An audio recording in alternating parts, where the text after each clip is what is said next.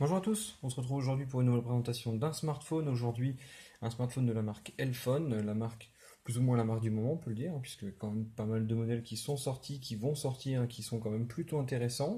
Et aujourd'hui, c'est un nouveau modèle favori, le P3000S, qui revient dans une version avec de nouvelles caractéristiques, un petit peu gradées. Donc on va voir tout ça ensemble. Et donc ce téléphone est maintenant disponible dans la boutique Fundroid et il coûte un peu moins de 250 euros, donc c'est-à-dire un petit peu plus cher que le P3000S de base, mais vous êtes largement gagnant au niveau des performances globales. Donc au niveau du design, on est exactement sur la même chose, hein, le téléphone n'a absolument pas changé. Maintenant il est sur un coloris noir qui existait déjà avant. On retrouve rien de très très nouveau. Au niveau de la boîte, par contre, je vais pas préciser, on ne trouve rien du tout. C'est-à-dire le chargeur habituel, prise européenne, un protège-écran, un câble USB, et c'est tout, pas de kit main libre. Au niveau du téléphone, une fois qu'on l'ouvre, on retrouve la même batterie qu'avant, c'est-à-dire une batterie de environ 3000 mAh, si je ne me trompe pas, je regarde, 3150, voilà. Je vais juste mettre l'autofocus pour que vous voyez mieux. Hop. Sinon, il ne veut pas focus. Enfin bref. Vous avez donc une batterie de 3150 mAh, donc ce qui est plutôt pas mal et plutôt suffisant au moins pour tenir la journée, ça c'est certain.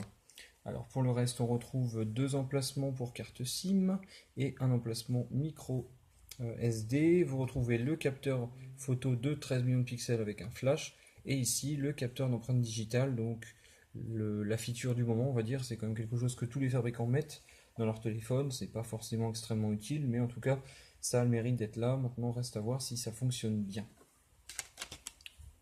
Donc la coque est de plutôt bonne qualité, hein, je ne l'ai pas montré. Bon, elle se plie pas mal, assez souple, mais globalement la finition est plutôt bonne. C'est un modèle de toute façon qui avait beaucoup plu, hein. C'est, je pense, le modèle qui a surtout popularisé la marque Elphone. Voilà, je pense que je l'ai bien fermé. Donc c'est quand même un modèle qui est plutôt pas mal, qui offre un joli design. Je pense que la plupart d'entre vous l'aimeront. Alors, sur la tranche droite, on retrouve le bouton Power. Sur le dessus, on retrouve un emplacement micro USB et un emplacement jack. À droite, le bouton Power. Cette fois-ci, par contre, à gauche, était le bouton de volume. Et sur le bas, juste un micro. Voilà, le téléphone est en train de s'allumer. Hop, voilà. Alors, qu'est-ce qu'on retrouve? Au niveau software, on a un thème qui se rapproche pas mal de MIUI, la surcouche habituelle de Xiaomi. Bon, ça n'a rien à voir, hein. Là, on est vraiment sur un Android stock, c'est-à-dire avec très très peu de modifications. Juste, on notera que le téléphone est livré routé d'origine par le fabricant. C'est toujours ça de gagner. À part ça, on retrouve rien de particulier. Et aussi, malheureusement, on est sur Android 4.4. On avait l'espoir quand le téléphone est arrivé ce matin qu'on ait du 5.0, mais malheureusement non. Donc on est bien sur KitKat. C'est dommage puisque Elphone était capable de délivrer la mise à jour 5.0 pour le P6000. Le G2 aussi est en 5.0. C'est plutôt étonnant que ce modèle ne l'ait pas été. Bon, après, il y a le P7000 aussi qui va arriver sur 5.0 et aussi, il y a de très très fortes chances que ce modèle soit mis à jour. Alors, à part ça, au niveau du software, on retrouve les applications standards. On a rajouté un toutou et 3D Mark pour les benchmarks. Sinon, rien de particulier. On retrouve bien Play Store. Vous avez les services Google. Donc, il faudra rajouter vous-même, par contre, Gmail et YouTube en les téléchargeant sur Play Store, puisqu'ils sont livrés sans.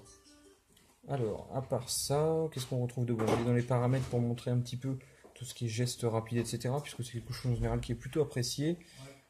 Alors, on retrouve donc le scanner d'empreinte digitale, donc ça c'est normal, donc vous faites, pour le configurer, vous remettez votre doigt plusieurs fois ici, etc. On retrouve une aide de notification, on peut choisir la couleur, en fonction, par exemple si vous ratez un appel, ça sera rouge, si vous avez une notification, ça sera bleu, donc ça c'est aussi une petite chose sympa.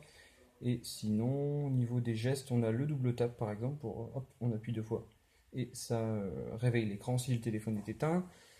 Et plusieurs autres gestes, hein, vous en avez plein, vous pouvez dessiner un geste pour lancer telle ou telle application. Donc encore une fois, rien de très surprenant.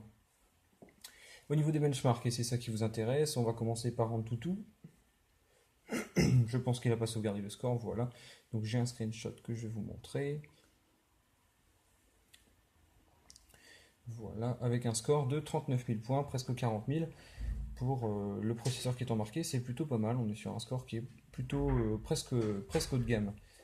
Alors, à part ça, donc, on va relancer un toutou pour voir ce que le téléphone a à l'intérieur. Voilà, donc on est bien sur un iPhone P3000S 64 bits. C'est son vrai nom, hein. Le nom qu'on lui a donné P3000S Plus n'est pas réellement le vrai nom donné par le fabricant.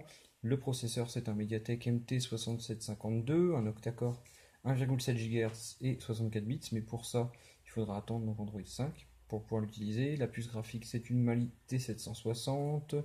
L'écran fait 5 pouces et il est maintenant Full HD alors qu'avant il n'était qu'HD. Donc ça aussi, c'est une bonne petite amélioration. La caméra arrière fait 13 mégapixels, vous avez 3 Go de RAM, c'est aussi une des améliorations qui plaira le plus. Vous avez 16 Go de mémoire interne, et je pense avoir fait le tour, et 5 millions de pixels en façade. Et enfin, je voulais vous montrer un nouveau benchmark qu'on va rajouter, c'est 3D Mark. Donc là, avec un score de 6534, ça pourrait être intéressant de comparer avec d'autres modèles, avec d'autres configurations qu'on aura par la suite à tester. On va finir par la vidéo habituelle, donc hop, dans la galerie, pour voir un petit peu de la qualité de l'écran. Je vais regarder si la luminosité est bien à fond. Oui, c'est à fond.